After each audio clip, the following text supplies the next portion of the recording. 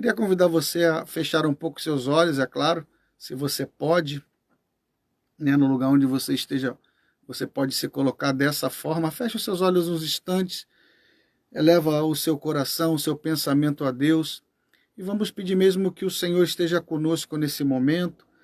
Nós estamos distantes fisicamente, mas próximos e unidos pelo coração de Jesus.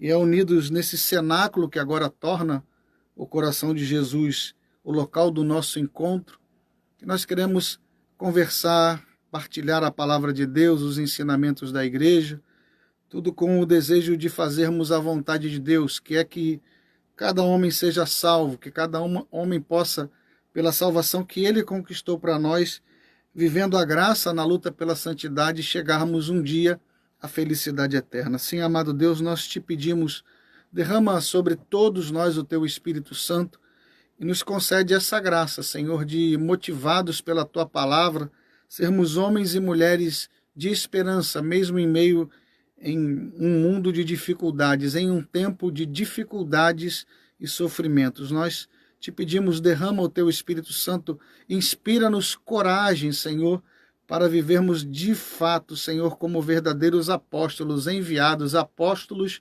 da esperança, para a honra e glória do teu nome. Nós te pedimos tudo isso pela intercessão da Virgem Maria, mãe dos pequenos. Ave Maria, cheia de graça, o Senhor é convosco. Bendita sois vós entre as mulheres, bendito é o fruto do vosso ventre, Jesus. Santa Maria, Mãe de Deus, rogai por nós, pecadores, agora e na hora de nossa morte. Amém. Seja bem-vindo, Braga. Seja bem-vindo, Claudinha, se eu não me engano, a Claudinha, Nara.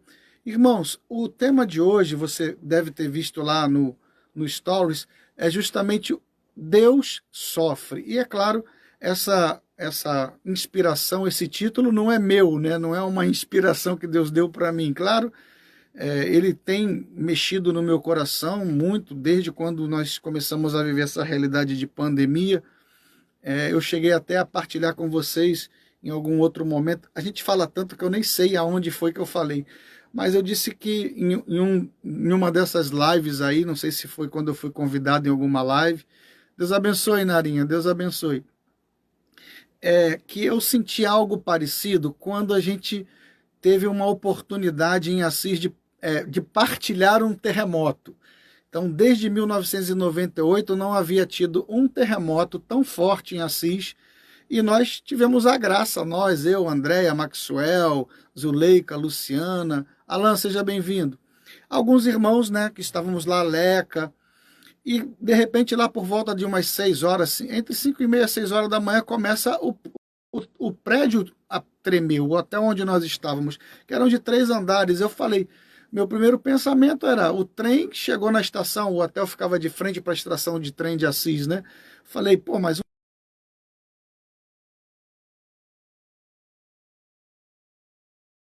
eu nunca tinha passado por um terremoto na minha vida.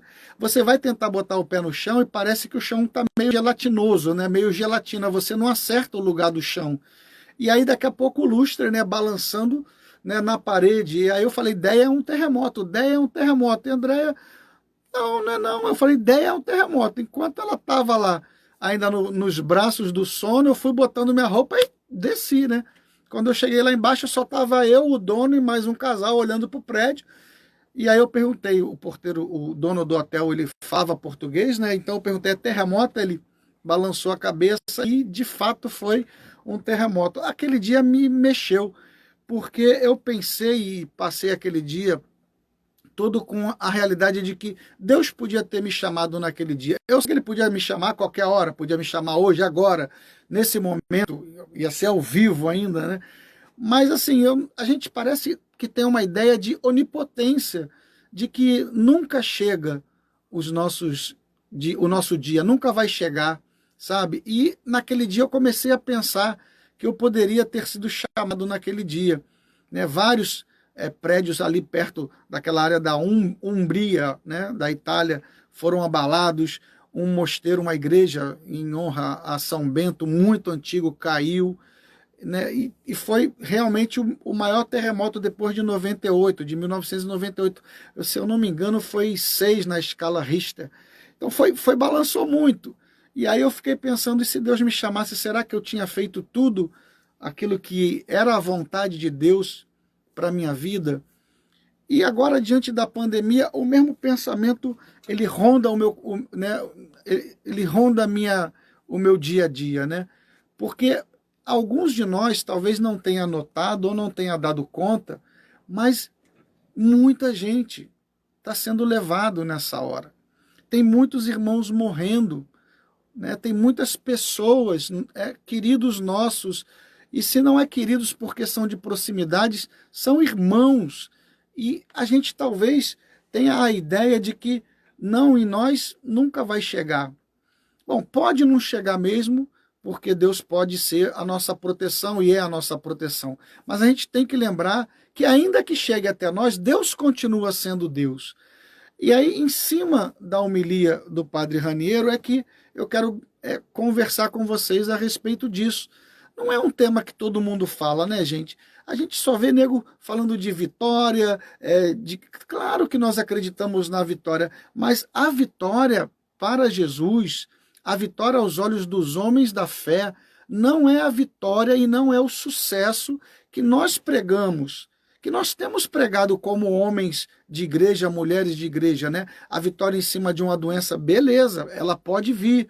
A vitória num sucesso profissional, beleza, ela pode vir. Mas Jesus, e o Salmo 52, ele une isso, né?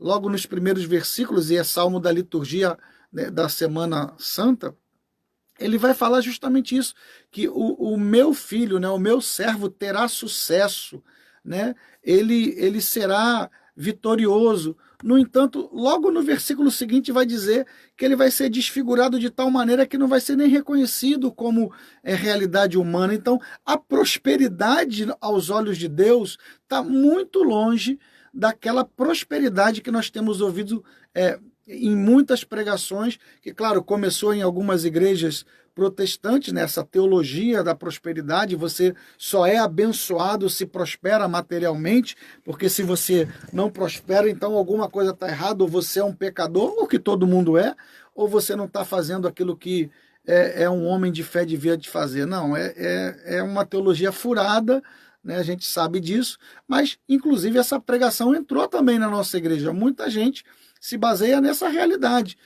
E assim, olhando a história da nossa igreja, nós podemos ver um exército de homens e mulheres que nos precederam e que até desejaram o sofrimento em nome de santidade. Desejaram o sofrimento porque entendiam perfeitamente que se aquilo ali, o sofrimento, foi o caminho que Jesus escolheu para ele, e cada um daqueles santos que nos antecederam, querendo se configurar a Cristo, eles chegaram a desejar o sofrimento. Alguns desejaram, inclusive, o martírio. Eu quero, de fato, morrer, quero que tirem a minha vida, né, para que eu, dando a minha vida, para que eu morra, né, o meu testemunho glorifique ainda mais o meu Senhor, testemunhe ainda mais a Jesus. Então, é algo que, humanamente falando, eu vejo como impossível. Irmãos, eu sim, sendo bem sincero, eu não estou nessa fase ainda, sabe? Eu tenho lutado para ser santo, mas eu ainda não sou esse santo que pede o sofrimento, não. Quando eu tenho dor de cabeça, meu irmão, eu vou lá e tomo um Dorflex. Quando ela aperta muito, eu vou e tomo 2. Sabe? Quando está me enchendo muito, eu tomo um mais forte. Então, eu não estou nesse nível. E aí eu percebo o quanto eu não estou preparado, de fato. Sua bênção, Padre, seja bem-vindo. Aí eu percebo quanto eu não estou preparado para trilhar um caminho de configuração a Cristo. A minha ideia de santidade é uma ideia triunfalista. Ou seja, a ideia de alguém que vai testemunhar, que vai pregar a palavra de Deus e todos vão se converter, se não por mim, pela pregação de tantos outros irmãos, e que a igreja vai invadir o mundo todo e todos vão entrar para a nossa igreja, sabe? Que a pregação da palavra, ela vai me levar... Obrigado, Padre. Amém. Deus nos abençoe. Enfim, mas essa realidade de ter o sofrimento como o caminho que Jesus escolheu para fazer a vontade do Pai, essa não está no meu script. Irmãos, talvez não esteja no seu. Você talvez tenha criado como eu. Michele, seja bem-vinda. Talvez você tenha criado como eu uma visão de salvação que só absorve, que só acolhe aquilo que é bom, aquilo que é milagre. Aline, seja bem-vinda. Então, aquilo que é bom da salvação e aquilo que é cruz, a isso nem vamos falar. Não vamos pensar nisso agora. Até porque, ainda que eu não peça o sofrimento, ele vai chegar. Então, irmãos, para nós é muito difícil entender, compreender o sofrimento. Tem um documento do Papa João Paulo II que ele fala justamente também, numa das partes do texto, ele fala que é muito difícil compreender a realidade do sofrimento. Então, o homem, eu vou dar aquilo que eu entendo, né, como partilha. Nós fomos criados para a alegria e o pecado rompeu essa realidade de alegria eterna até que Jesus volte, e é isso que nós estamos celebrando ainda, estamos na 8ª de Páscoa, até que ele volte e pague, né, pelo pecado meu e seu, e nos dê, pelos méritos dele, a graça de podermos voltar a essa alegria eterna. Mas enquanto estamos caminhando nessa terra, nós temos saudades do céu. Porque as sementes do céu, Geraldinho, meu irmão, Deus abençoe, que alegria ter você aqui. Então, essa alegria, essa nostalgia do céu é carregada no coração do homem. E, portanto, o sofrimento, a morte, não estavam no plano original de Deus para o homem. E é claro que nós vamos resistir a isso. É claro que nós não vamos ter um acolhimento natural. E aí, agora, já consultando, estamos juntos na batalha, irmãos, estamos juntos. Pri, seja bem-vinda. Juntos na batalha, Geraldinho. Então, eu separei, claro, uns textos bíblicos primeiro, e depois nós vamos entrar na homilia de fato do padre Raniero Cantalamessa de sexta-feira, que para mim é algo absurdo, é uma coisa para a gente ler e reler. Deus abençoe, Pri. A gente lê e relê e deixar na cabeceira, enfim. Primeira coisa que eu começo a partilhar agora já com os textos é aquela realidade das profecias, onde vai apresentar um Jesus, um Messias, melhor dizendo, porque não fala o nome de Jesus claramente, mas vai apresentar o Messias como um servo sofredor. Existiam e existem profecias que falam da vitória, né? De que ele iria unificar o povo, de que ele ia salvar o povo. Beleza. Só que a maioria do povo de Deus adotou essa visão profética, essa linha de profecia, né, de triunfo, que existe, é real, ele vai triunfar, só que ele não vai triunfar da forma que nós imaginamos. Ele vai triunfar, e aí, por exemplo, o capítulo 53 de Isaías, onde começa assim: quem poderia acreditar nisso? Claro, ninguém vai acreditar que Deus, sendo Deus, se faz homem para sofrer no meu lugar, para morrer no meu lugar, ser humilhado no meu lugar. Ninguém vai acreditar. O profeta está anunciando algo que ele sabe que ninguém vai acreditar. Aliás, talvez seja essa a agonia de todo profeta. Ele está dizendo o tempo todo aquilo que Deus tem colocado no coração dele e as pessoas não acreditam, né? Isso não é um privilégio dos profetas do Antigo Testamento. É uma realidade. Jesus também, sendo filho de Deus, ele também manifestava uma realidade profética. Ele também era um servo profético, ainda que sendo filho de Deus. E muitos não acreditaram. Isaías está nessa linha aí, ó.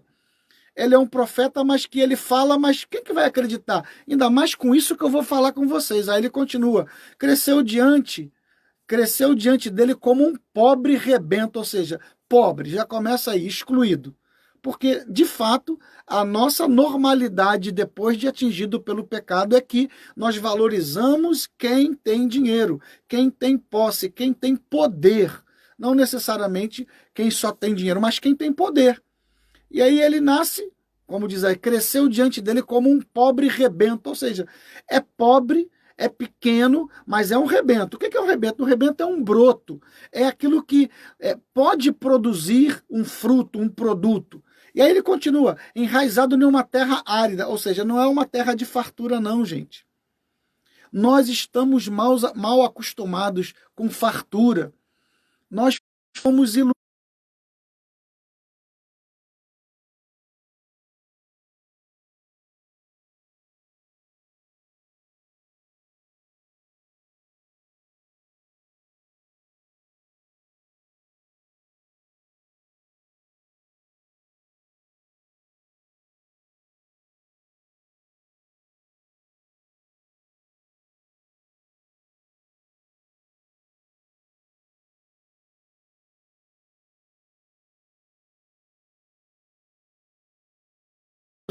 Gente, imagina só. Hoje que nós estamos no tempo da imagem, a imagem é tudo. Com uma imagem, né, nós falamos às vezes muito mais do que com 1000 palavras. E olha como que Jesus é apresentado pelo profeta. Olha, ele não era belo e não tinha capaz de atrair nossos olhares. Nossa, Jesus ia dar um trabalhão para o marketing digital, para os marqueteiros de plantão, porque ele não se enquadrava, então ia ter que dar um banho de marketing digital nele, sabe? Ia ter que colocar nele uma porção de palavras, de gatilhos mentais, para disparar, para as pessoas poderem acreditar. Nossa, ele ia ter que ser repaginado, porque esse Messias profetizado por Isaías não está no nosso padrão, querido. E nós queremos ainda continuar a nos agarrar com esse padrão, que é um erro. Porque Jesus é esse pelo qual não tinha beleza para atrair nossos olhares e o seu aspecto não podia seduzir-nos. E aí continua, versículo 3, era desprezado, era a escória da humanidade. Olha isso, escória, a sobra, o resto, aquilo que ninguém quer. Essa era a linha, o perfil traçado pelo profeta a respeito de Jesus. Né, a escória da humanidade, homem das dores, olha isso, homem das dores, experimentado nos sofrimentos. Agora você vê, meu irmão, olha, vê bem, minha irmã, nós, com um calo no pé, a gente reclama da vida toda, mas quem de nós já passou por uma realidade tão dura, tão difícil, tão desafiadora quanto essa que nós estamos passando hoje pelo mundo por causa dessa pandemia? Todo mundo tendo que poupar, todo mundo tendo que guardar. Não é guardar para ter celeiro cheio, é guardar no sentido de economia. Se eu como 3 almôndegas, se eu tenho 5 almôndegas, eu vou comer 2 no almoço para sobrar 3 para o jantar. Enquanto a maioria de nós, se tem 5 almôndegas agora, eu vou comer as 5 almôndegas. Eu estou falando de almôndega porque foi o meu jantar. Então, eu vou comer as 5 logo na janta, logo no almoço. Se vai sobrar para o jantar, não. Hoje nós temos que poupar, tem que racionar, tem que partilhar. Nós nunca passamos por nada disso, nós não fomos experimentados no sofrimento. Alguns irmãos, é claro, vão dizer, Alexandre, isso tu está dizendo porque tu não está na minha pele, tu não sabe da enfermidade que eu tenho, tu não sabe da família que eu tenho, tu não sabe... É verdade, meu irmão, é verdade, minha irmã, eu não sei toda a tua história. Eu sei que todos nós sofremos, mas dizer que nós somos experimentados no sofrimento, aí eu acho um exagero. Eu tenho sofrimento, eu sofro quando o meu filho sofre, eu sofro quando a minha comunidade sofre, eu sofro porque tem gente na minha comunidade que está doente, eu sofro porque minha mãe é doente, mas Jesus não, Jesus parece que quando fala foi experimentado, eu fico lembrando daquelas experiências feitas em laboratório com camundongos, sabe, com aqueles bichinhos, onde eles são levados, né, a experimentarem coisas, né, extremas muitas vezes, para ver até onde eles resistem. Experimentado na dor, meu irmão. Nós nunca sangramos por conta de lutar contra o pecado e para sermos santos. É bem diferente. Então, esse é o perfil, né? Ele é experimentado nos sofrimentos. Isso para passar um texto bíblico, né? E aí, claro, esse texto é maravilhoso, ele vai falar, em verdade, ele tomou sobre si as nossas enfermidades, carregou os nossos sofrimentos. sofrimentos. Faz parte do plano salvífico de Deus Pai enviar o seu Filho para que ele tomasse sobre suas costas, sobre a sua vida, os nossos sofrimentos. O castigo pelo qual ele foi ferido era o nosso castigo, esmagado por nossas iniquidades. É o versículo 5. Fomos curados graças às suas chagas. E aí ele vai falar assim, ó: todos nós andávamos desgarrados como ovelhas, seguíamos cada qual o seu caminho. Aqui eu quero só abrir um parênteses. O quanto é importante a vida comunitária, seja na vida paroquial, seja numa vida de uma nova comunidade, nenhuma congregação. O importante é que você tenha vida comunitária. Esse é um grande problema nosso. E essa pandemia tem nos dado a oportunidade de nós vivermos comunidade. Comunidade. E foi o que o Papa disse na homilia dele, Ubi et Orbi. Todos fomos afetados e, portanto, todos nós precisamos remar juntos, vamos sair juntos dessa realidade. E aqui o salmista já está falando, olha, seguia cada qual o seu caminho, ou seja, cada um cuidava da sua vida. Ainda que, dito homens e mulheres religiosos, a gente vai salvando a nossa brasa, a azeitona para a nossa empada. E aí, esse seria um dos textos, claro, eu não vou ler o texto todo, mas eu vou fazer mais um antes de entrar no texto do Raniero. Mais um não, mais alguns, né? O primeiro é um do catecismo que vai dizer a realidade da enfermidade, a enfermidade e o sofrimento sempre, isso é catecismo da nossa igreja, é o parágrafo 1500. Então, a enfermidade na vida humana, a enfermidade e o sofrimento sempre estiveram entre problemas mais graves da vida humana. Na doença, o homem experimenta a sua impotência, seus limites, sua finitude, ou seja, nós acabamos, né? Toda doença pode nos fazer entrever a morte. Queridos, a última passagem, antes de entrar, então, na homilia, de fato, do Raniero. É Hebreus 5, se você tiver papel e caneta e quiser anotar para ver, né, depois em casa esse roteiro. Né, Hebreus 5, os versículos são o 7 ao 9, vai dizer assim, ó: nos dias da sua vida mortal, tá falando de Jesus, tá ok? Nos dias da sua vida mortal, dirigiu preces e súplicas, entre clamores e lágrimas. Olha, Jesus chorou, a gente sabe disso. E aqui está colocando que ele, além de chorar por Lázaro, por Jerusalém, ele também, em alguma oração, que não está narrado no Evangelho, mas está narrado aí no livro de Atos, ele clamava a Deus entre lágrimas. Ele sofria. Aquele que podia salvar da morte, ou seja, ele clamava em lágrimas ao Pai, que era aquele que poderia o salvar da morte. E aí diz, e foi atendido pela sua piedade. Agora, entenda, Jesus foi atendido na sua oração.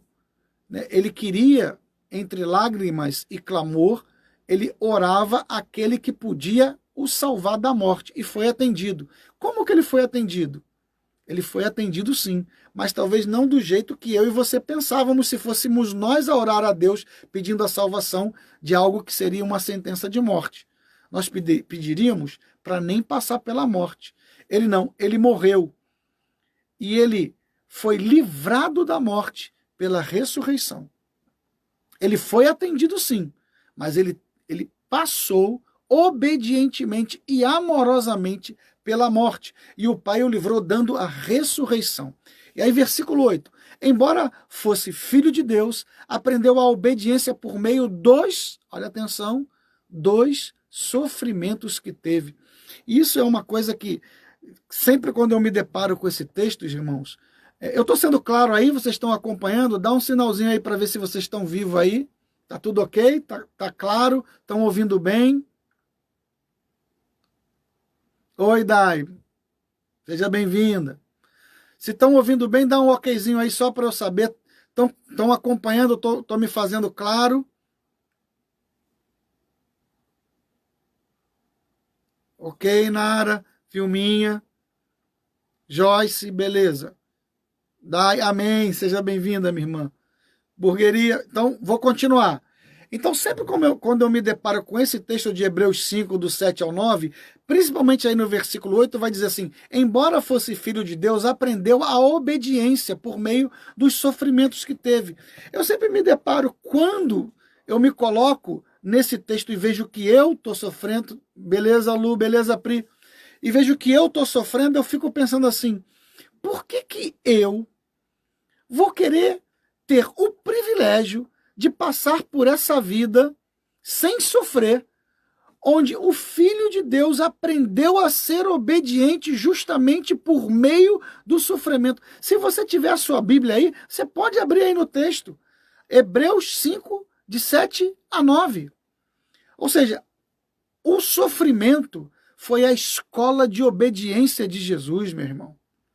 O sofrimento foi a escola. Deus Pai matriculou Jesus na escola do sofrimento, meu irmão. E nós queremos viver um triunfalismo, um evangelho triunfalista, que muitas vezes vai nos entorpecer. Isso não é evangelho. Vai nos entorpecer, querendo dizer que nós, porque temos Jesus, nós não vamos sofrer. Irmãos, é mentira. Nós vamos sofrer. Jesus anunciou: no mundo tereis tribulações, mas coragem, eu venci o mundo. O sofrimento Alice, é isso.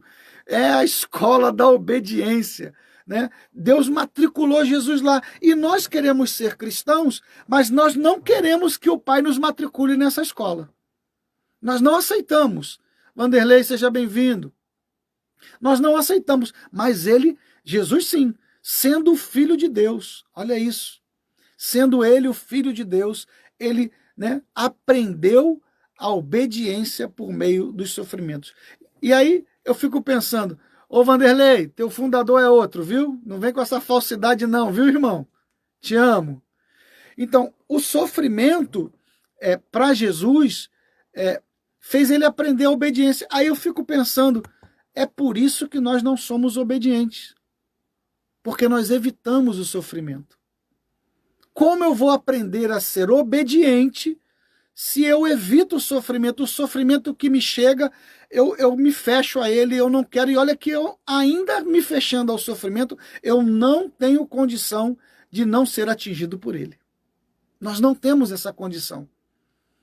Mas, diferente dos santos, quando os sofrimentos chegavam em um santo, como Santa Teresinha, São Francisco, existe uma frase, uma passagem famosa de São Francisco que conta: ele tinha um problema no olho, e aí o tratamento daquela época era o quê? Esquentar uma faca, e aí ela em brasa, né? Era encostada nos olhos de Francisco. E um dos filhos de São Francisco falou: ô meu pai, vendo o sofrimento dele, claro, imagina encostar um ferro em brasa nos olhos. Ele: ô meu pai, eu vou orar a Deus para que ele te poupe desse sofrimento. E São Francisco falou assim para ele: meu filho, se eu não soubesse da sua boa índole, eu iria acreditar que você está dizendo que o meu Deus está mandando um sofrimento maior do que aquele que eu posso carregar. A gente tem que aprender muito com os santos. Deus está dando uma oportunidade para gerar uma geração de santos, de formar uma geração de santos. Mas nós resistimos, porque tudo aquilo que Deus nos manda ou permite que cheguem até nós, nós vamos direto buscar as nossas fugas, os nossos entorpecentes emocionais afetivos, as nossas distrações, né? Seja em uma fuga, seja em uma realidade de ignorar a dificuldade. Gente, nós não vamos conseguir passar pela obediência, e se nós não obedecermos, nós nunca vamos fazer a vontade de Deus. O sofrimento é a escola para a obediência. E aí, versículo 9: e uma vez chegando a seu termo, tornou-se autor da salvação eterna para todos aqueles que lhe obedecem. Olha só a amarração que o autor sagrado fez. Né? Jesus aprende a obediência pelo sofrimento. E chegando a seu termo, ele se torna o autor da salvação. Mas para quem? Para quem o obedece. Ele aprendeu a obedecer pelo sofrimento. Nós só vamos obedecer a Jesus se nós estivermos nessa mesma escola, querido. Eu sei que a palavra não é gostosa de ouvir, sabe? Eu sei que a maioria de nós gostaria de falar assim, porque Deus vai te dar, Deus tem promessas, Deus vai te erguer, Deus... Ele faz tudo isso sim, por meio do sofrimento, querido. Por meio das coisas que, humanamente falando, nós não queríamos, que humanamente falando nós não entendemos, mas que misteriosamente foi o caminho que Cristo seguiu, e porque ele seguiu, passa a ser também caminho de salvação para mim e para você. Então, quem não aprende a sofrer, quem não aprende a obedecer pelo sofrimento, não amadurece. É verdade, irmã, pura verdade. Irmãos, então, depois dessa pequena, isso é uma introdução, eu vou fazer de tudo para a gente terminar em 1 hora. Eu sei que eu prometo sempre isso e nunca consigo, mas vamos lá. Agora, irmãos, eu já vou entrar de fato no texto do Raniero, que é um primor. É um primor. Isso você pode baixar na internet. Você joga aí no Google, Homilia Padre Raniero, Sexta-feira da Paixão 2020, e vai vir o texto aí na íntegra. Eu até agora eu estou apaixonado por essa homilia. São 3 homilias. A homilia da Urbi et Orbi, essa homilia do Padre Raniero, primeiro eu sou fã dele, né? Assim, sinceramente, é difícil. Tem gente que é fã de jogador de futebol, que quer tirar selfie com jogador de futebol, que quer assinatura. Eu sou fã do Raniero, eu sou fã de gente que prega. E ele, para mim, não é à toa que ele é o pregador da Casa Pontifícia. Portanto, ele, desde João Paulo II, é quem prega para os papas. Olha isso. É fraco não, né? Então, eu admiro ele, e então só por isso já seria suspeito, mas não é não. 84 anos, uma unção e uma visão de mundo que a gente que está aqui, que se diz homem cheio de unção, não consegue chegar nem perto, porque nós não meditamos, nós somos atropelados, nós nem digerimos um assunto e já estamos pensando no outro. A bênção de hoje nem terminou ainda, eu já estou anunciando, olha, mas sexta-feira nós viremos esse tipo de gente, sabe? E eu não estou dizendo é você, estou falando nós viramos consumidores de bênção também. É o consumismo, né, que nos fizeram, que nos educaram para isso. Então, ele tem outra vida, né, graças a Deus. Então vamos lá. O que ele começa? Ele começa usando São Gregório Magno, olha isso. Ele vai para a raiz da igreja, ele vai para os santos padres. Eu vejo tanta gente pegando fonte em igrejas que eu vou respeitar como igreja cristã, protestante, eu não tenho nada contra, mas muita gente copiando coisa, né, que a nossa igreja, desculpa, na sua riqueza, fala muito mais e melhor. Cara, olha que coisa. O pregador do Papa, ele faz referência à nossa igreja. Eu não estou dizendo que não existe riqueza nas outras. Eu estou te dizendo que existe a riqueza. E a riqueza é a nossa igreja, querido. Olha lá, São Gregório de Magno dizia que a Escritura cresce com aqueles que a leem. Cara, quando eu li essa frase, eu já comecei a ficar doido. Eu vou tentar não fazer um react, né? Porque eu fico empolgado lendo esses bagulho e acaba que eu reajo mais do que comento. Mas olha só, o cara comenta. Ele começa a homilia, pegando a raiz da nossa igreja. Um santo da nossa igreja, São Gregório Magno, né? E aí ele vai dizer, ele vai pegar a fala de São Gregório que diz, a Escritura cresce com aqueles que a leem. Irmãos, eu não sei aonde nós estamos vivendo, que nós ainda não estamos convencidos que nós temos que estar enraizados com a palavra de Deus, meus irmãos. A palavra de Deus não pode sair mais das nossas mãos.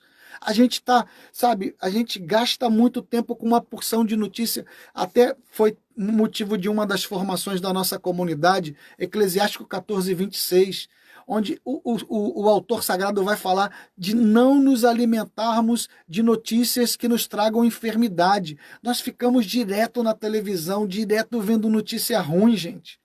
Notícias que nós nem sabemos que são verdadeiras, causando pânico no nosso coração. E nós temos a palavra de Deus, nós temos o magistério da igreja, nós temos a tradição da igreja, e a gente fica catando coisas, palavras que não são a palavra da vida eterna, que como Pedro disse, a quem iríamos nós? Só tu tens a palavra da vida eterna. Nós estamos fazendo o inverso, nós estamos indo em todos, menos naquele que tem as palavras da vida eterna. Então, o pregador do Papa vai pregar para o Papa e ele vai falar o quê?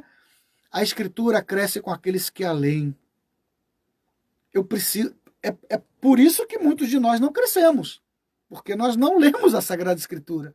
Nós não oramos, ela não está conosco o dia inteiro, toda hora. Então é necessário. Por quê? Porque na palavra do santo, a Escritura cresce com aqueles que a leem. Aí ele vai continuar. Exprime significados sempre novos, segundo as perguntas que o homem traz no coração ao lê-la. Eu quero uma resposta para esse tempo de coronavírus. Eu quero. Você também quer. Aonde você vai buscar essa resposta, meu irmão? Aonde você vai buscar essa resposta, minha irmã? Deveria procurar na palavra de Deus. Deveria ir para a palavra de Deus. Lá, Deus vai dizer a mim e a você aquilo que nós precisamos ouvir para viver nesse tempo, para viver o desafio desse tempo. Não são políticos, irmãos. Para de ouvir político. Eles estão usando o coronavírus para politicagem, irmãos. E a gente fica defendendo às vezes um, às vezes outro. Eles estão usando o coronavírus, irmãos, para justificar quebra de economia, recessão, para gerar pânico no nosso coração, irmãos, e a gente sendo levado a essas notícias enfermas. Lê Eclesiástico 14, versículo 26. Eu preciso de palavras, de notícias boas, que me tragam saúde e não enfermidade. Então ele vai falar isso, né? A palavra de Deus. É claro que eu não vou ler a homilia na íntegra, senão eu não acabo hoje, com certeza. Então eu vou pensar algumas coisas. Então, mas o início já é triunfal. Seguinte, vamos cair para a palavra, gente? Vamos voltar para a palavra? É isso que ele está falando. E para quem não sabe ou não lembra, né, a referência, né, do evangelho que ele está pregando, o Padre Raniero, é o evangelho da sexta-feira, que é João 18, de 1 a 40, e do 19 ao 42, que é a narração da paixão de Cristo. Aí ele vai. Acabamos de escutar a narrativa do mal objetivamente maior que jamais fora cometido na Terra. Ele está falando o quê? Acabaram de ler o Evangelho, onde narra a maior realidade, né? Escutar a narrativa do mal objetivamente maior que jamais fora cometido na Terra. Ou seja,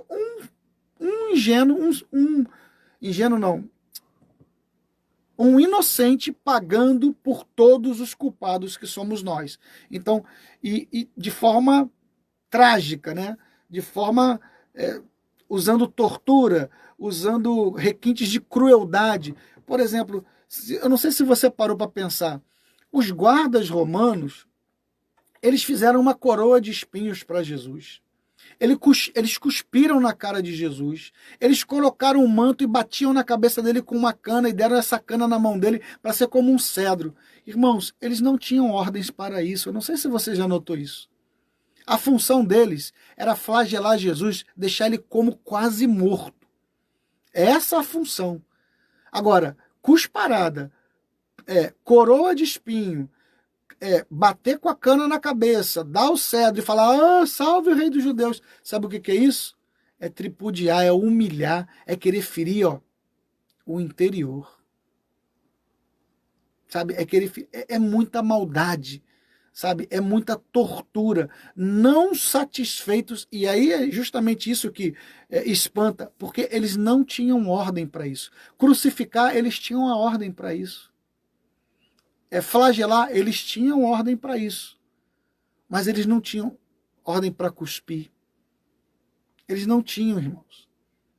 Era para ferir a alma.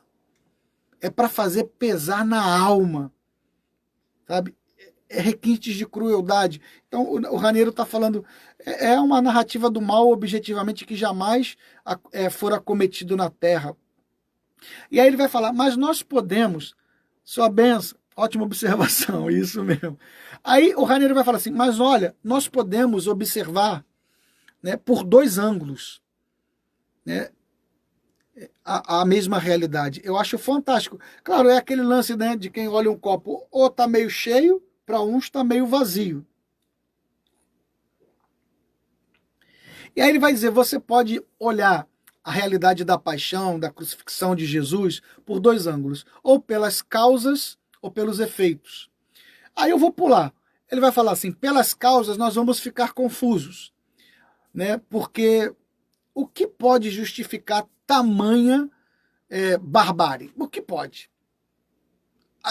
Aonde nós teremos justificativas para dizer, nossa, o homem pode fazer um outro homem sofrer a esse ponto e está tudo bem?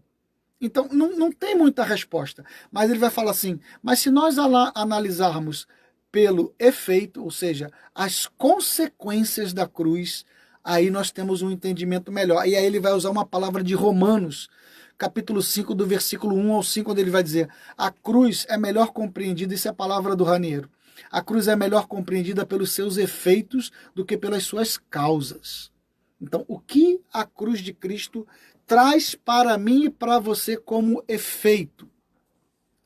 E quais foram os efeitos da morte de Cristo? Raniero pergunta. E aí ele mesmo responde, claro, usando a Sagrada Escritura.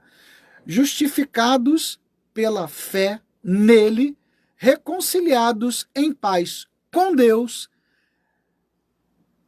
repletos de esperança de uma vida eterna.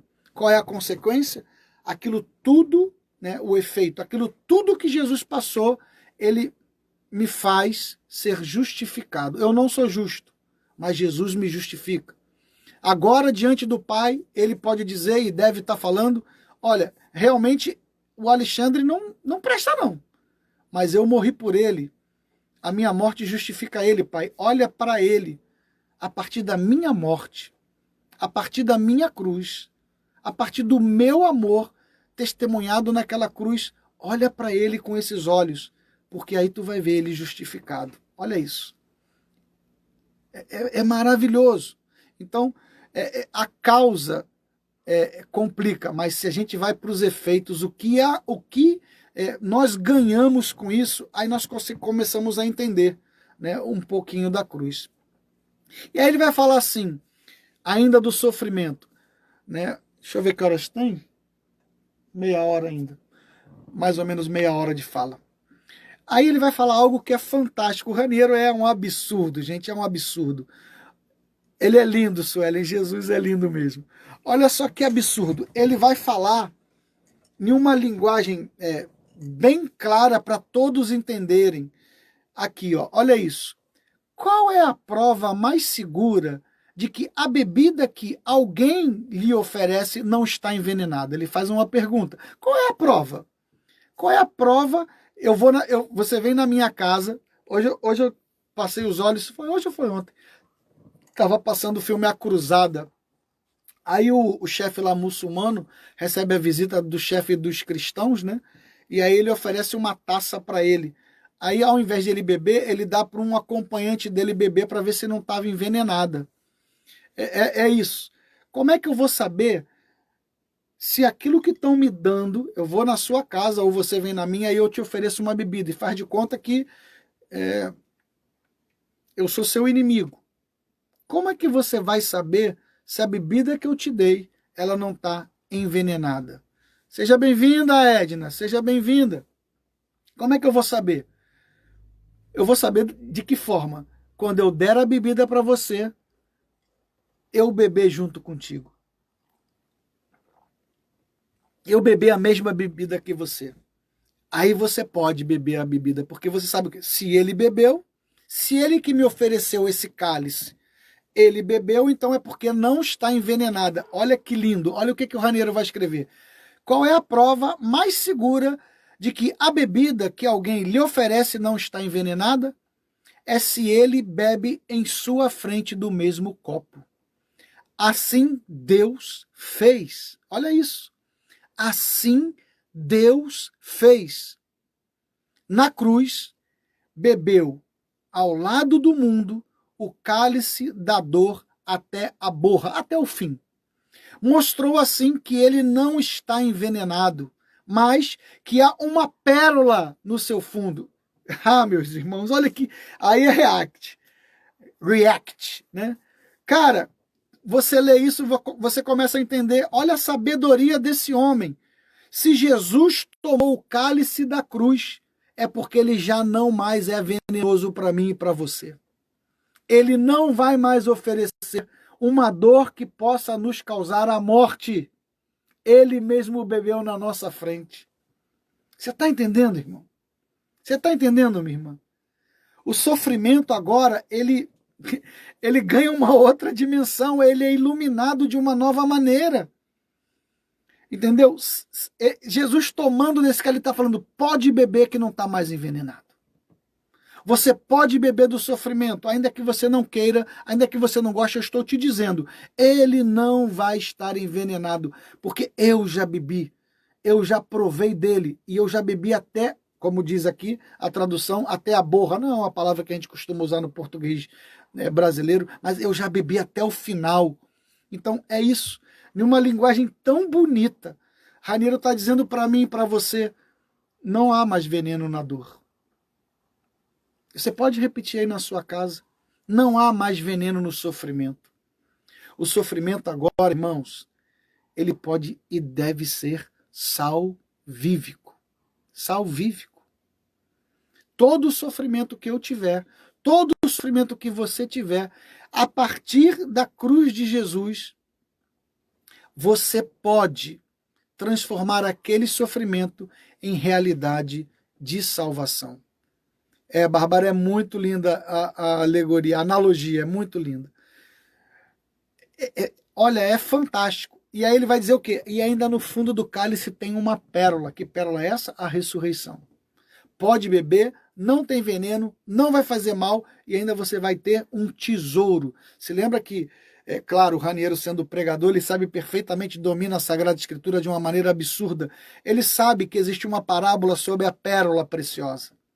E aquela pérola preciosa, né, se vende tudo para poder comprar aquela pérola, porque aquela pérola é o quê? É o reino de Deus, é a vida eterna, é a salvação. Não há mais veneno na dor. É isso, Edna. É isso que o Raniero está falando com a gente. Aí ele continua, né? E ele fala que Jesus não tomou a dor só de quem acredita. Porque nós podíamos pensar assim, ele tomou a nossa dor porque nós somos católicos, nós somos cristãos, nós somos batizados. Não, não, não. O Raniero vai ser bem claro. E não só a dor de quem tem fé, mas toda a dor humana. E aí ele coloca, ele morreu por todos nós. E aí ele vai lembrar, né, uma passagem de João 12, quando for elevado à terra, atrairei todos a mim. Uma palavra de Jesus.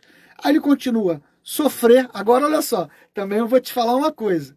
O Raniero só pega gente fraca para dar palavrinha para nós. Olha isso.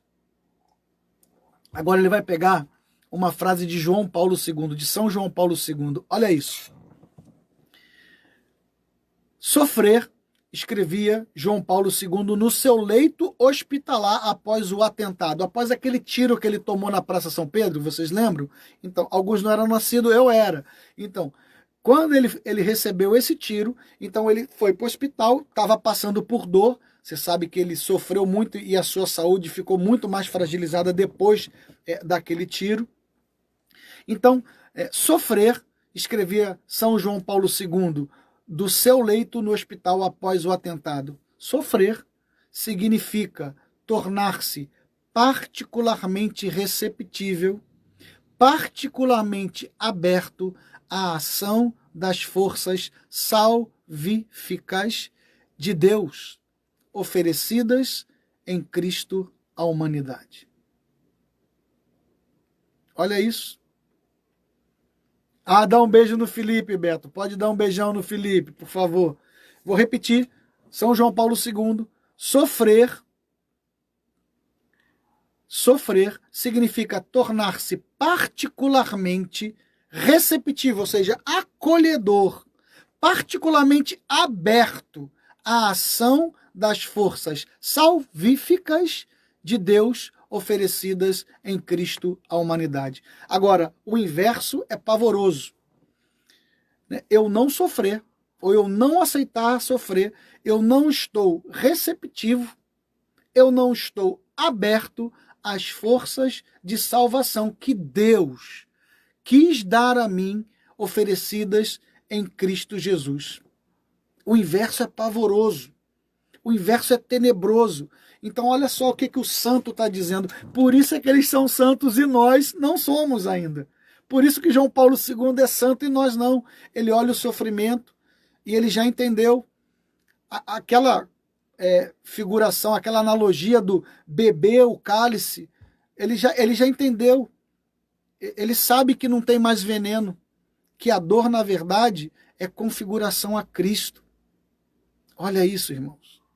Então, eu me fechando a isso, eu estou me fechando às forças de salvação que Deus me ofereceu em Cristo Jesus. Irmãos, quantas vezes nós reclamamos dos nossos sofrimentos?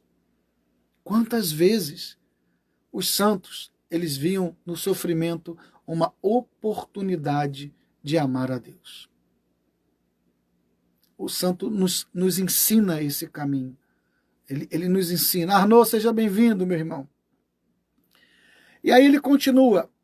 Para mim agora é o parágrafo melhor, que eu mais gosto. Ele vai falar assim, ó. A pandemia de coronavírus nos despertou bruscamente do perigo maior que sempre correram os indivíduos e a humanidade, o do delírio da onipotência. Eu vou repetir, ó. A frase é maravilhosa. Essa frase é uma bomba. A pandemia de coronavírus nos despertou bruscamente do perigo maior que sempre correram os indivíduos e a humanidade, o do delírio da onipotência. Irmãos, olha o que ele está falando. A tentação de Gênesis. Coma do fruto, porque serão como deuses onipotentes. Nós, e a gente tem que assumir isso, eu vou falar por mim. Claro, cada um tem que fazer seu exame de consciência, mas eu vejo isso em mim e vejo escancarado na igreja, escancarado, e por ingenuidade ou por concupiscência da carne, pelos nossos limites, mas nós temos esse desejo de onipotência, sabe, de ter poder sobre todo mundo, de poder, comandar não só a minha própria vida, segundo o meu entendimento, a minha caricatura, aquilo que eu faço de caricatura de Deus. Se eu quero um Deus triunfante, eu vou só falar do Deus triunfante. Se eu quero, nós vamos amoldando Deus conforme o nosso gosto, conforme a necessidade do meu agora. E aí Deus, em vez de ser o Deus que salva, ele é o Deus agora atendidor, ele é aquele que atende os nossos caprichos. E é por isso que não tem sido formados santos, porque a gente quer fazer a vontade de Deus, mas desde que a vontade de Deus esteja debaixo da minha vontade. Eu quero fazer a vontade de Deus, mas de acordo com a minha vontade. É mais ou menos assim. Nós estamos como aquele cara que foi pego no caminho, deixado quase morto, e aí passa um levita, passa um sacerdote, ninguém acolhe, e aí vem o bom samaritano, cuida dele. Agora eu fico pensando, lá naquele texto não diz que aquele cara deixado como morto, ele falou assim, não coloca na minha ferida azeite e vinho não, que vai arder. A gente quer que Deus atue na nossa vida, mas nós queremos dizer como e quando, a hora que ele tem que atuar. Gente, nós somos esses que estamos mortos à beira do caminho. Quem está morto não é ele que determina o tratamento, não. É Jesus. Ele que é o bom samaritano. Mas se o Senhor quer nos tratar colocando uma provocação de uma renúncia, a gente fala assim, isso eu não renuncio não, Senhor.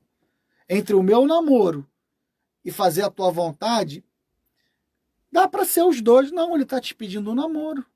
Ele está pedindo para você não namorar. Entre uma missão, largar tudo e ir para um lugar, e olha só, existem várias formas de fazer isso. Você ir para uma missão, ir para um lugar, mas resistindo a ela e estando lá como se nunca estivesse, porque seu coração, sua cabeça está sempre em outro lugar. Ah, se eu tivesse lá, se eu tivesse no outro lugar, então você não está no lugar onde Deus, você está igual Jonas. Deus te chamando para pregar em Nínive e você pegando o navio para outro lado, pagando para fugir da vontade de Deus. A pandemia de coronavírus nos despertou bruscamente do perigo maior que sempre. Gente, só faltam 25 segundos. Eu encerro e chamo de novo para concluir, tá ok? Então, aqueles que puderem, né, faltam 15 segundos, eu vou deixar encerrar.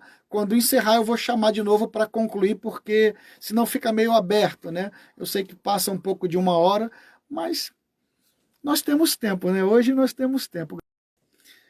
Então, estávamos falando justamente do parágrafo que para mim é um dos mais importantes da homilia. Show, Edna, muito bom te ver, viu, irmã? E aí ele vai falar isso, né? A pandemia, o coronavírus nos despertou bruscamente do perigo maior que sempre correram os indivíduos e a humanidade, que é o delírio da onipotência. Então, fazer o próximo no YouTube. Irmã, eu vou te falar uma coisa, eu posso tentar sim fazer lá no YouTube. A minha ideia é que daqui a um tempo eu também abra um canal meu.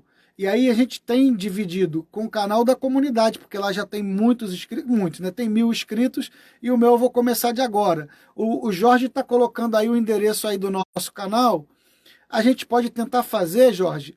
Aí vamos ver, vamos falar aqui no ar, porque aí a gente acaba se comprometendo, né? A gente tenta fazer nos dois, né? Eu passo em um celular, eu transmito pro Instagram e no outro a gente faz no YouTube junto.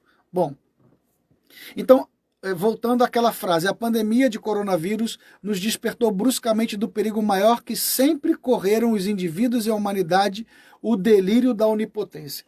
Então, queridos, essa realidade, né? E é difícil a gente falar porque tem gente, muita gente morrendo, né? E a gente sofre junto com eles, né? Ainda que possa parecer longe, né? Os italianos, por exemplo, eu tenho um irmão, o Nini. Nini era um expert em direito canônico, sabe? Italiano, um senhor, um homem de uma alegria, onde ele chegava, ele transbordava. Era um presente de Deus. Ele, italiano, já idoso, morreu de coronavírus. Eu perdi um irmão, sabe? E era um irmão festeiro, era um irmão alegre, era um irmão amante da igreja, sabe? Brigava pela igreja, assim, aqueles caras que fica vermelho da cara, assim, para lutar pela igreja. Então é difícil, mas acaba que o coronavírus, ele está de fato nos despertando. O Papa usou uma outra palavra na bênção Urbi et Orbi. Ele falou assim: as tempestades tiram as nossas máscaras. As tempestades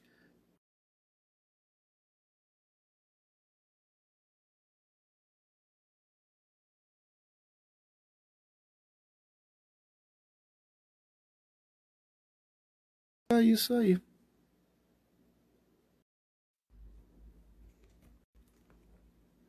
Se continuar pausando, vocês avisam, tá? Vê se melhorou e se continuar pausando, me dá uma falada, tá bom?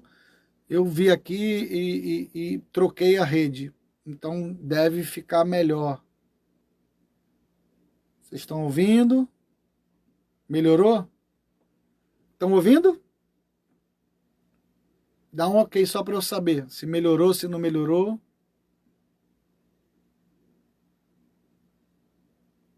Ninguém? Melhorou? Se picotar de novo, vocês falam, tá? Vou tentar acelerar para a gente ir logo embora. Então, ele está falando isso. O Papa disse na Urbi et Orbi, na homilia, ele falou que as tempestades nos desmascaram. Irmãos, assim, eu não falo... eu nunca tive vergonha, as minhas pregações são pregações humanas, que partem da realidade de experiências concretas, reais na minha vida. Eu nunca fiquei escondendo ser um super cristão, não. Eu vou te dizer de coração, ela me desmascarou mesmo, gente. Eu tenho que olhar para mim e perceber que eu estava vivendo, ainda que eu dissesse, olha, eu rezo todo dia, eu rezo o terço, eu faço o diário bíblico, eu adoro, eu prego, eu conduzo. Ainda assim, eu tenho que olhar para mim e dizer assim, quais eram as minhas verdadeiras motivações para fazer isso? De fato, era uma fé arraigada no Senhor. Bom, eu acho que o coronavírus botou isso por terra em muitos, e só não botou em quem não pensou no que está acontecendo. Então ele está falando isso, porque você olha agora e nós somos totalmente vulneráveis. Nós que nos achávamos o quê? Onipotentes. Homens e mulheres de fé. Ainda que tenhamos fé, a dor chegou na nossa porta. Exatamente. A pandemia, Edna, ela trouxe autoconhecimento. Mas assim, é o final da homilia. Eu temo que muitos não aproveitem. Sinceramente, eu temo que muitos não aproveitem. Tem gente se aproveitando demais, até dentro da igreja, gente. Até dentro da igreja se aproveitando para ganhar dinheiro, para ganhar fama. Mas vamos lá, não é esse o nosso assunto, não. Então, ele fala isso. Aí eu quis relembrar você, porque eu relembrei, do parágrafo 1500 que eu já li lá no início, que vai dizer o quê? A enfermidade e o sofrimento, isso é catecismo, viu, gente? Isso é nossa doutrina. Não é doutrina contaminada com neopentecostalismo, não. Olha a nossa doutrina. A enfermidade e o sofrimento sempre estiveram entre problemas mais graves da vida humana. Na doença, o homem experimenta a sua impotência. É isso que nós estamos sentindo, e por isso muitos com medo. Experimenta a sua impotência, seus limites e sua finitude. Autoconhecimento. Eu acabo descobrindo que eu não sou tão bom quanto eu achava que eu era. Que eu não vivi uma fé tão firme como eu achava que eu era. Então, é o parágrafo 1500. Aí ele continua, agora o Raniero, a fala do Raniero. Temos a ocasião, escreveu um rabino judeu, ele faz a referência ao rabino, está na homilia dele, eu aqui não trouxe aqui, mas tem a referência do rabino se você for pegar direto, né, na fonte onde está publicado, se eu não me engano é o Vatican News. Ele vai falar que esse rabino falou assim, temos a ocasião de celebrar este ano um especial êxodo pascal, o do exílio da consciência. Caramba, cara, ele pega muita coisa boa, Raniero, muito. O que esse rabino está dizendo? Assim como o povo de Deus ficou exilado na Babilônia, preso, sem liberdade, sem poder gozar a realidade de ser um filho, uma filha de Deus, enfim, cerceado de tudo, ele está dizendo que a nossa consciência tem feito isso com a gente.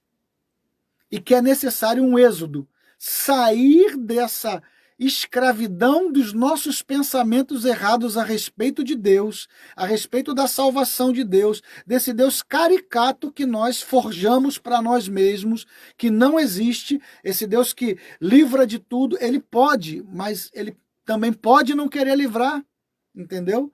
E ele está falando, nós temos que sair desse exílio da consciência, dessa consciência mal formada, deformada, né?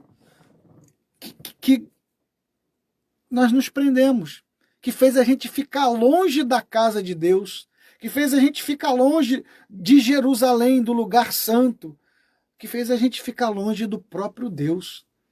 Então é um êxodo, eu tenho que sair desses pensamentos, todos eles, queridos, todos eles contaminados com pensamentos mundanos. E São João, na sua carta, vai dizer claramente, aquele que ama as coisas do mundo não está nele o amor de Deus. Nós somos homens e mulheres que dizemos que somos de Deus, mas nós queremos copiar em tudo aquilo que o mundo diz e atesta como sendo bom, como sendo saudável e ainda como sendo índice ou indicativo de sucesso. Essa consciência tem nos prendido. Nós estamos contaminados por isso. Olha, que tempo o Senhor está nos dando para nos libertar disso. E aí estamos exilados nos nossos pensamentos, pensamentos egoístas, na maioria das vezes. Eu não estou dizendo com isso que a gente nunca fez caridade, que a gente em nenhum momento se abriu para o irmão. Sim, nós fizemos alguma coisa assim, mas na maioria das vezes, quando o calo aperta, farinha pouco, o meu pirão primeiro. Quando aperta mesmo, o que a gente tem tentado fazer é conciliar a nossa vontade com a vontade de Deus. Quando isso acontece, nós estamos de bem com Deus, nós estamos felizão. Agora, quando isso não acontece, aí vem as crises. Por quê? Porque a nossa consciência já está formada com a mentalidade do mundo, querendo o padrão do mundo para a vida consagrada. Eu falei vida consagrada, mas, bom, ela serve para todos, porque desde o batismo nós somos consagrados a Deus. Serve para quem tem uma consagração a um carisma específico, a uma nova comunidade, mas serve para todos os irmãos batizados que desde o batismo já são consagrados. Nós estamos com a mentalidade toda corrompida, toda com ideias, sabe? Realidades de riquezas, sabe? E não é esse o caminho que Jesus trilhou e nem ensinou. Aí ele vai continuar nesse mesmo parágrafo. Isso aqui ainda é o parágrafo que eu digo que é um dos mais potentes. Ele fala, né, desse exílio, fala, né, a realidade, né, da pandemia nos despertar bruscamente para esse perigo de onipotência que nós carregamos, mas ele continua. Bastou, olha isso, bastou o menor e mais informe elemento da natureza, um vírus, para nos recordar de que somos mortais. Bate no peito e fala assim, ó, eu sou mortal. Deus é eterno, mas eu sou mortal. Eu sou mortal. A gente esquece disso. Então, ele está falando aqui, ó, bastou o menor e o mais informe elemento da natureza, um vírus, para nos recordar que somos mortais, que o poderio militar, tecnológico, não bastam para nos salvar. E aqui eu posso botar uma porção de coisa. André, seja bem-vindo, meu irmão. Eu posso botar uma porção de coisa além do poderio militar, além da tecnologia. Eu posso botar o dinheiro, a fama, a realidade de uma vida pautada no sucesso humano. Nada disso pode nos salvar. Nada disso pode nos salvar. Bastou um vírusinho para mostrar que nós não somos imortais. Pelo contrário, nós somos mortais e precisamos estar em Jesus para que, morrendo nele, também ressuscitemos com ele. E morrer quer dizer morrer em tudo para a nossa vontade. Não é 99% eu morri para a minha vontade. É 100%. Claro que é um processo, né, irmão? Claro que é um processo, minha irmã, mas quanto mais eu me seguro naquilo que eu não quero largar, mais longe e distante está a minha configuração a Cristo Jesus. Mais longe. Então, aí eu pego o parágrafo 1501, que é só para confirmar que isso é ensinamento da igreja, o que ele está dizendo. Olha o que diz o parágrafo 1500, não está na homilia dele. Eu estou incluindo aqui para que você e eu entendamos que isso tudo é doutrina da igreja. 1501, a enfermidade pode levar a pessoa à angústia, a fechar-se sobre si mesmo. Olha, nós estamos vivendo isso, hein? Pessoas, até porque por conta do confinamento, estão realmente... A gente não estava preparado, né, gente, para isso. A verdade é essa, nenhum de nós estávamos. O vírus veio e desbancou com a gente. Então, a enfermidade, parágrafo 1501 do nosso catecismo, a enfermidade pode levar a pessoa à angústia, a fechar-se sobre si mesma e, às vezes, ao desespero. E olha isso, e a revolta contra Deus. A nossa igreja é muito linda, gente. Sabe, eu fico pensando o quanto tem gente querendo inventar a roda. A roda já está inventada, a igreja já falou. entendeu? É isso que acontece, e tem acontecido, né, muitas vezes, e não vai poupar quem é batizado ou quem não é batizado. A situação vale para todo mundo. A enfermidade pode levar a pessoa à angústia, a fechar-se sobre si mesma e, às vezes, ao desespero e à revolta contra Deus. Aí vem o complemento na sabedoria da nossa igreja. Mas também pode tornar a pessoa mais madura, ajudá-la a discernir em sua vida o que não é essencial e para voltar-se àquilo que é essencial.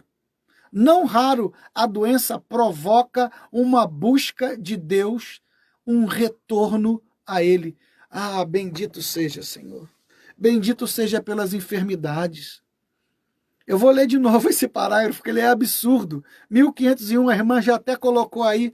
A enfermidade pode levar a pessoa à angústia, a fechar-se sobre si mesma e, às vezes, ao desespero e até à revolta contra Deus. Mas também pode tornar a pessoa mais madura, ajudá-la a discernir em sua vida o que não é essencial, para voltar-se àquilo que é essencial.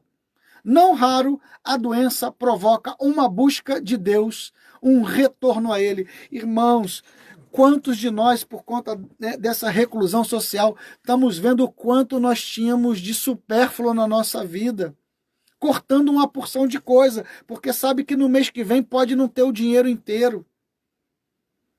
A gente vivia de saídas, quantos supérfluos, quantos lanches supérfluos, quanta coisa que a gente brigava, e não estou falando só de dinheiro não, quanta briga boba por coisa que não é essencial, sabe? Discutindo pelo no ovo, discutindo, né, quem nasceu primeiro, o ovo ou a galinha, sabe? Brigando entre nós mesmos às vezes, sabe? Coisas que não são essenciais para a fé, mas brigando, sabe? Querendo, sabe? Arrastar mais gente por conta de ter razão em alguma coisa. Quanta coisa supérflua, gente. Vaidade das vaidades, é isso mesmo, minha irmã. Tudo vaidade, sabe? Vaidade, vaidade. E aqui o catecismo, de forma maravilhosa, vai dizendo: olha, a enfermidade é uma oportunidade. Para uns, pode se tornar angústia, fechamento em si mesmo, revolta e até revolta contra Deus. Mas para outros, é tornar a vida mais madura. É ajudar a cada um daqueles que vão se deixando conduzir com o olhar da fé a discernir na sua própria vida o que é essencial e o que não era. Irmãos, nós não podemos perder essa oportunidade de conversão. Nós nunca tivemos uma oportunidade tão grande quanto essa. Nossa geração nunca viveu nada parecido. O mundo nunca viveu nada parecido. Tiveram outras pragas. Com a globalização de agora, a gripe espanhola tem o nome de espanhola porque ela atuou mais na Europa. Não é que ela não chegou em outros lugares. Agora, com a globalização, meu irmão, todo mundo está no mesmo barco. E todo mundo está tendo a mesma oportunidade de, nessa doença, encontrar ainda a realidade imutável de Deus. Ele é amor. E Ele está nos amando também, mesmo dentro dessa pandemia. E talvez, sem usar o coronavírus direto no nosso corpo, ele está nos curando de outras enfermidades. Da prisão que eu fiz, do tirano que eu me tornei, do Deus que eu me tornei de mim mesmo. É isso que o Raniero está falando. A sensação, o desejo de onipotência, de ser Deus, que é sempre a mesma tentação de Gênesis 3, capítulo 3, versículo 5. Então, esse parágrafo é maravilhoso. Aí, vamos lá.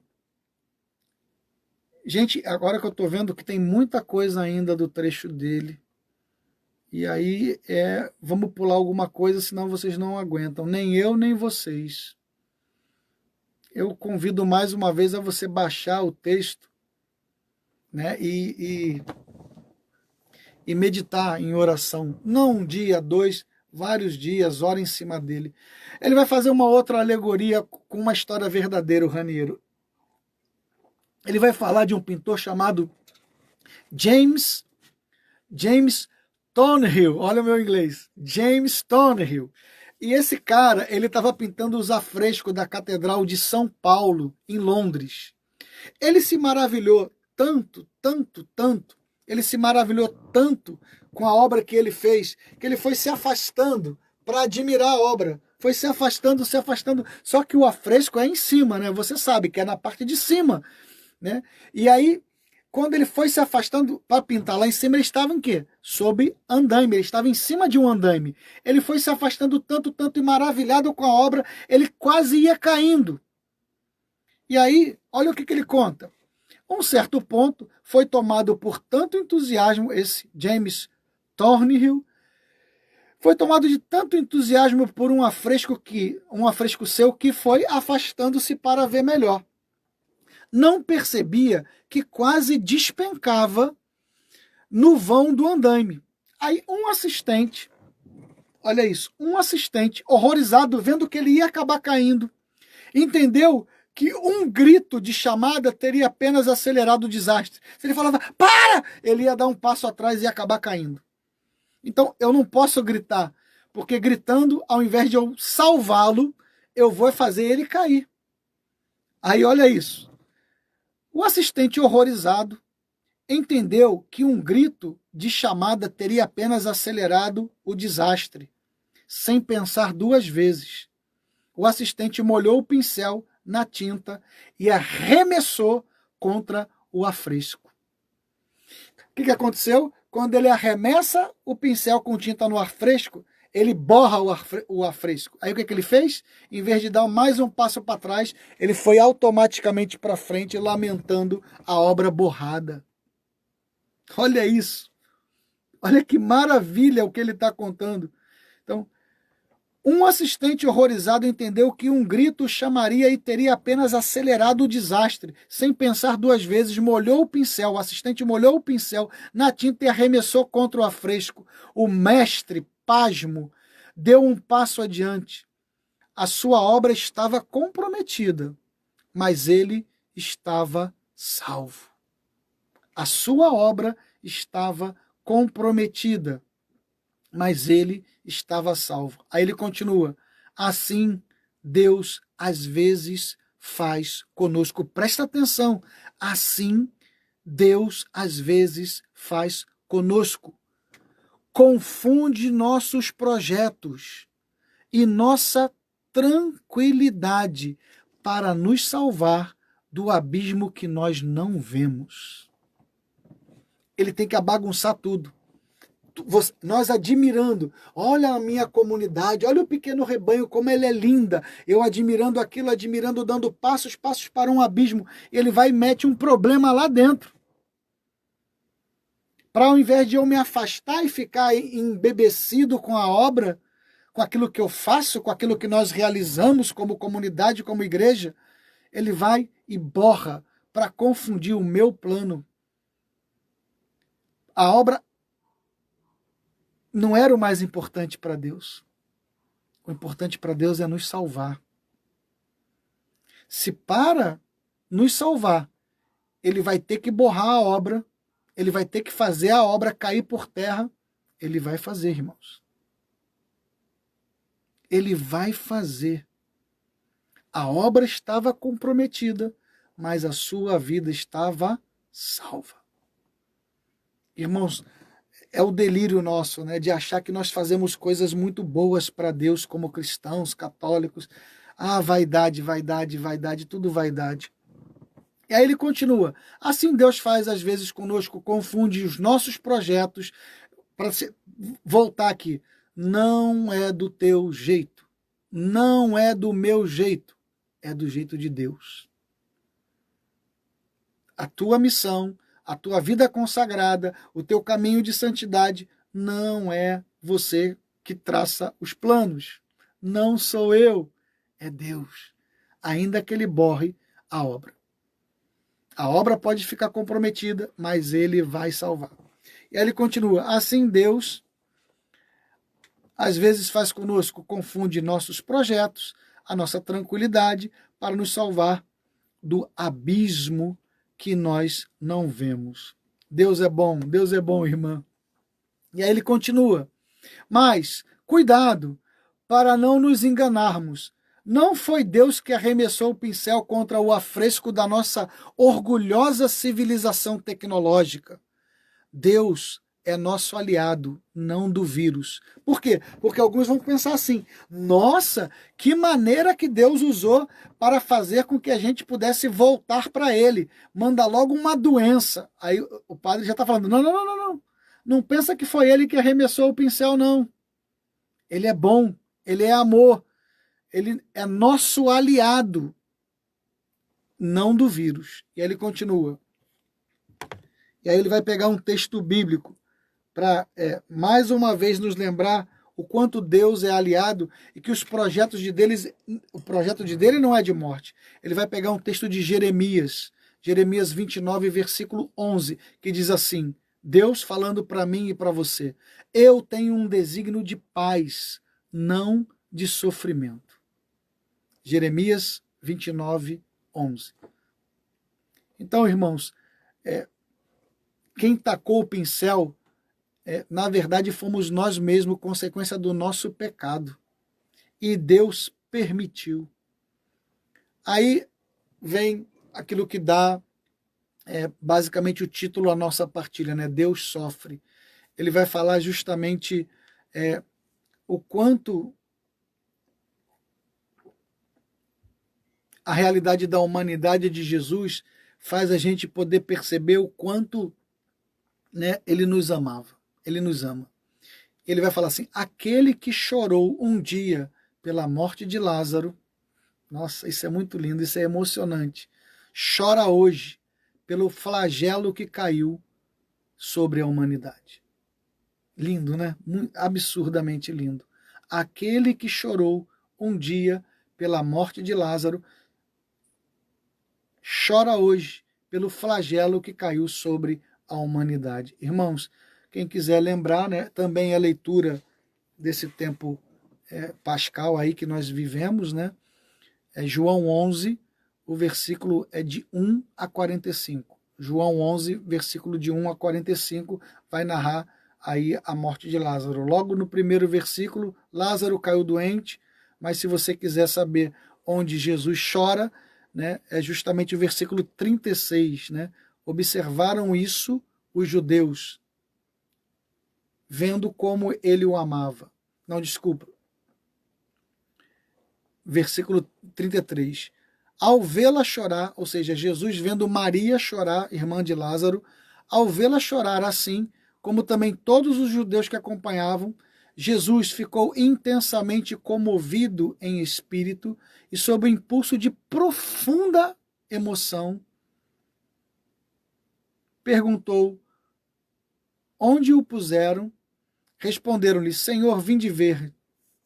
E Jesus pôs-se a chorar. Versículo 35. E Jesus pôs-se a chorar.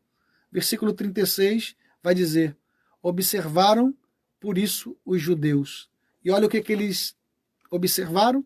Vede como ele o amava. Irmãos, Jesus está chorando pelo flagelo que hoje, né, cai sobre a humanidade, porque assim como ele amava Lázaro, ele ama a mim, a você e todos os irmãos que estão sofrendo dessa pandemia. Então, falar que Deus sofre é dizer que Deus ama. São João da Cruz tem uma palavra fantástica, ele vai dizer, muito mais do que dor, muito mais do que sofrimento, na cruz Deus amou.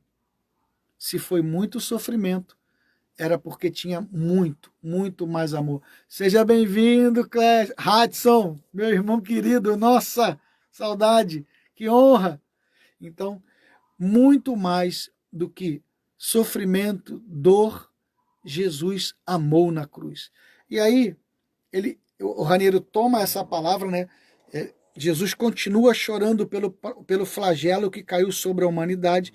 Eu quis acrescentar alguma coisa de texto bíblico. Então eu peguei Hebreus capítulo 4, os versículos 14 a 16, que vai dizer assim, ó. Abraço, meu irmão, muito, muito querido. Hebreus 4, 14 a 16. Temos, portanto, um grande sumo sacerdote que penetrou nos céus, Jesus, Filho de Deus. Conservemo-nos firmes à fé, porque não temos nele um pontífice incapaz de compadecer-se de nossas fraquezas. Olha isso. Ele se compadece, ele é capaz de se compadecer, ele é incapaz de não se compadecer. Nós não temos um pontífice incapaz de compadecer-se das nossas fraquezas. Ao contrário, passou pelas mesmas provações que nós, com exceção o pecado. A palavra de Hebreus.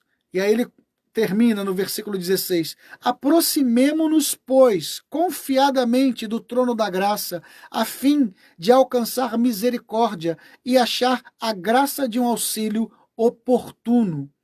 Então, o que ele está dizendo? Sim, Deus sofre comigo e contigo, sofre com o mundo, vendo o mundo sofrer, chora como chorou com Lázaro. Deus está sofrendo. E ele sabe exatamente o nosso sofrimento, porque ele passou por todos eles, menos no pecado, mas em tudo. Se é angústia, ele também se angustiou. Se foi dor na carne, ele também sentiu dor na carne. Se foi dor na cabeça, ele sentiu dor na cabeça. Em tudo, queridos. Em tudo, irmãos. Por isso, ele sabe, ele compreende o que nós estamos sofrendo, porque ele se compadece de nós, ele sofre a paixão com. A paixão de Jesus foi sozinha na cruz, a dele. Mas a nossa, ele vem junto. A paixão dele, ele estava sozinho. Ele tomou sobre ele todos os nossos pecados e pouquíssimas pessoas ficaram do lado dele, quase nenhuma. Mas na nossa, ainda que não tenha nenhuma do nosso lado, ele está conosco. Ele continua conosco.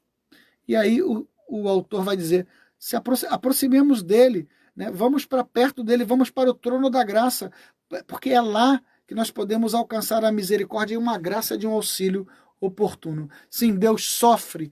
Aí é a fala do Raniero e eu já estou terminando. Aguenta firme aí que agora já vamos terminar. O Raniero continua esse mesmo parágrafo. Sim, Deus sofre como todo pai. Essa frase para mim partiu meu coração. Nossa, ela me feriu. Sim, Deus sofre como todo pai e toda mãe. E aí ele coloca, quando descobrirmos um dia isso, teremos vergonha de todas as acusações que fizemos contra ele em vida. Eu vou repetir. Sim, Deus sofre como um pai e toda mãe, como todo pai e toda mãe. Quando descobrirmos isso um dia, teremos vergonha de todas as acusações que fizemos contra ele na vida. Ele vai tomar uma palavra agora de Santo Agostinho. Deus escreve Santo Agostinho, por ser soberanamente bom, nunca deixaria qualquer mal existir em nossas obras, se não fosse bastante poderoso e bom para fazer resultar do mal um bem. E aí ele continua. Será que Deus Pai quis a morte de Jesus, seu filho, a fim de daí tirar um bem? Ele faz a pergunta. Não, ele responde. Simplesmente ele permitiu que a liberdade humana fizesse o seu percurso. Contudo, fazendo-a servir ao seu plano.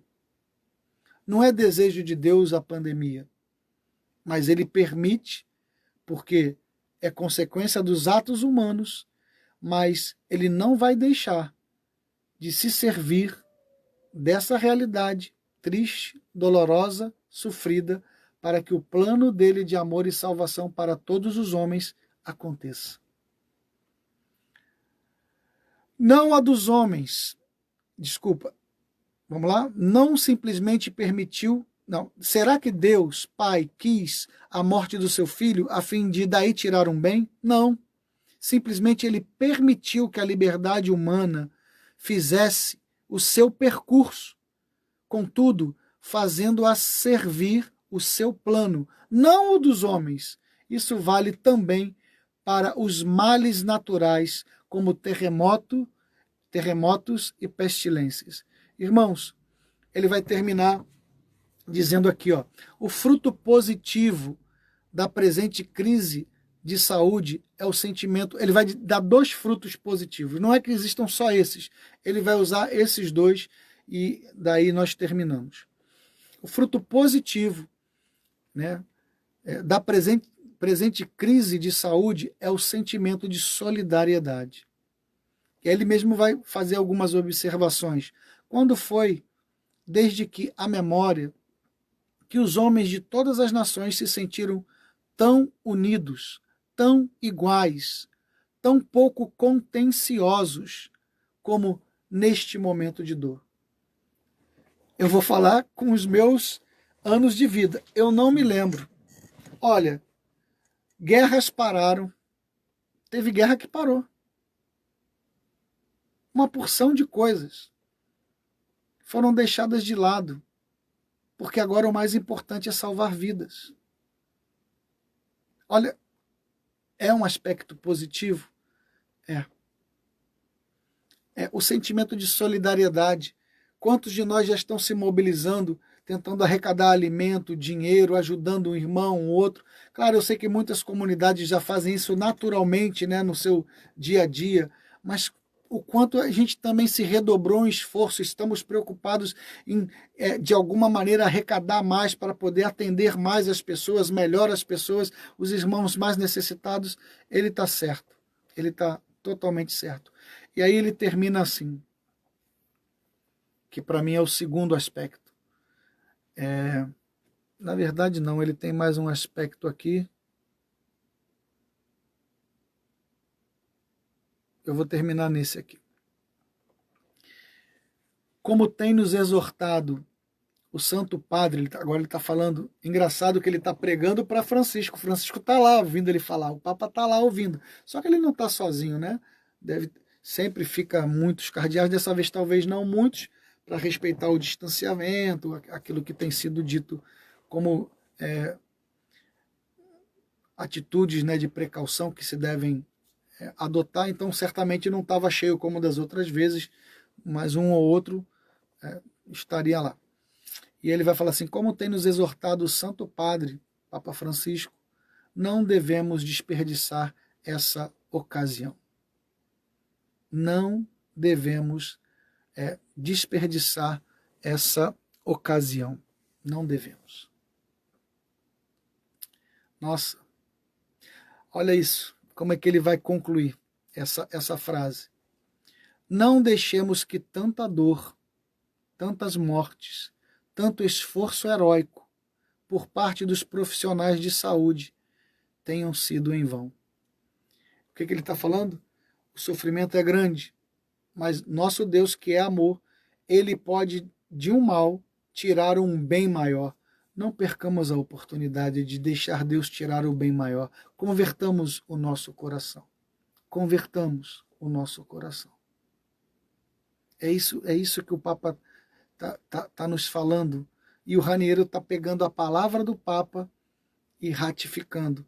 Ele vai dizer, se nós deixarmos isso passar, aí ele vai dizer, essa é a recessão que mais devemos temer. O que é isso? Todo mundo com o maior medo que vai ter recessão no mundo, que a economia vai quebrar. Só que na visão de um homem de fé, na visão do Padre Raniero, na visão do Papa, perder a oportunidade de fato, nós mudarmos o nosso coração, do mundo se converter. E ele vai falar mais lá embaixo, ao invés de comprar armas, comprar comida, investir no alimento, investir na saúde. Se a gente não aproveitar essa oportunidade, meu Deus, o que vai faltar para que, o que será possível acontecer para que nós de fato possamos nos converter? Bom, no final, ele vai falar, e aí eu já não vou mais olhar o texto, porque eu já tenho ele de cabeça nesse final. Ele vai falar fazendo uma alegoria não, uma ligação com aquela realidade das serpentes, as serpentes ardentes que mordiam os hebreus, e quem era mordido, seja bem-vindo Marcelo, seja bem-vinda Ju, e todos aqueles que eram mordidos pelas serpentes ardentes morriam. E aí eles foram reclamar com Moisés. Primeiro eles foram reclamar porque não queriam estar no deserto, queriam voltar para o Egito, enfim, reclamando que não tinha água, que não tinha comida. E aí Deus falou, tá bom. Ele permitiu uma praga. A praga foi lá, era essa praga de cobras ardentes, serpentes ardentes, que mordiam os egípcios. Quem era mordido, morria. Voltaram para reclamar, e Moisés, então, foi orar a Deus, interceder pelo povo. Né? E intercedendo, Deus falou então para ele, olha, coloca em uma haste aí uma serpente de bronze, todo aquele que olhar para aquela serpente de bronze, ainda que tenha sido picado, mordido pela serpente, não morrerá. E o Raniero faz então um fechamento nos convocando a orarmos para Jesus crucificado. Eu até estou com ele aqui, eu deixei para terminar com ele. Ó. É nele que os nossos olhos devem estar, irmãos. É nele. Os sistemas de saúde estão fazendo o máximo, mas ainda pessoas que têm sido atendidas e bem atendidas têm morrido. E não é castigo de Deus. Nós já lemos aí, né, mais adiante. Mas o Raniero está apontando aquilo que pode nos dar esperança. Ele vai dizer assim: também nós, nesse momento, somos mordidos por uma invisível serpente venenosa. Olhemos para aquele que foi levantado por nós sobre a cruz. Adoremo-lo por nós e por todo o gênero humano. Quem olhar para ele com fé e amor não morrerá. E se morrer, será para entrar na vida eterna. Essa é a nossa fé, irmãos. Essa é a nossa fé. Eu vou repetir e termino em oração. Também nós, nesse momento, somos mordidos por uma invisível serpente venenosa. Olhemos para aquele que por nós foi levantado sobre a cruz. Adoremo-lo por nós e por todo o gênero humano, ou seja, por aqueles que não adoram. Quem olhar para ele com fé e amor não morrerá, e se morrer, será para entrar na vida eterna. Amém. Irmãos, convido você a fechar os seus olhos uns instantes, você que pode, e vamos rezar juntos. Amado Deus e Senhor, nós queremos nessa hora voltar os nossos olhos para o madeiro da cruz onde tu foi levantado, adorar-te nessa cruz, bendizer-te nessa cruz redentora, entregando nossas vidas de fato desconstruídas diante desse vírus que veio fazer cair as nossas máscaras e tirar dos nossos corações o sentimento de onipotência. Sim, Senhor, que nós possamos viver a solidariedade, a fraternidade, a partilha, o desapego dos bens, sejam eles espirituais ou materiais, mas que de fato a solidariedade, o desejo de cuidar daqueles que estão sofrendo, daqueles que nos são próximos, possam transbordar o nosso coração, e que olhando para a tua cruz redentora e salvadora, tenhamos a certeza que nós não morreremos, porque tu és a nossa salvação. E ainda que uma doença venha tirar a minha vida, a nossa vida, como diz a nossa fé, se morrermos com Cristo ressuscitaremos. Se morrer, será para entrar na vida eterna. Louvado seja nosso Senhor Jesus Cristo, para sempre seja louvado. Em nome do Pai, do Filho, do Espírito Santo. Amém. Irmãos, eu agradeço de coração a todos vocês que participaram. Peço mesmo, se aquilo que foi dito e partilhado, você entende que pode ajudar outras pessoas, encaminha o vídeo para outras pessoas, mas não só encaminha não, testemunhe. Faça uma propaganda mesmo, fale, olha, veja esse vídeo, porque esse vídeo me fez bem, eu acho que pode te fazer bem, mas vê ele todo, princípio, meio e fim. As lives têm esse problema, né? Às vezes a pessoa entra, vê o iniciozinho e não conclui, vai embora. Ou então chega no meio e aí não pegou o desenvolvimento. Então, pede, né, indique um caminho para esses irmãos. Como eu disse, ela vai ficar por um dia nos stories aí do Instagram, mas depois nós colocamos, o Jorge já colocou o link aí no nosso canal, no canal da comunidade do YouTube. Estão me pedindo muito o link dessa pregação, aonde eu tirei. Eu não me lembro de onde eu tirei. Eu vou pesquisar de novo, e aí o que a gente pode fazer eu vou tirar uma foto dessa live aí no finalzinho e vou postar nos feeds. E depois você comenta lá nos feeds, faz o seu comentário, o que você, né, colhe de fruto dessa partilha. Né? O que o teu coração transborda. Então eu vou tirar uma foto da live, vou botar no feed e você comenta lá no feed. E lá no feed eu vou descobrir de novo o link da onde eu tirei a pregação e vou colocar lá. Tá bom, queridos? Ô, Cida, beijo grande no coração, viu?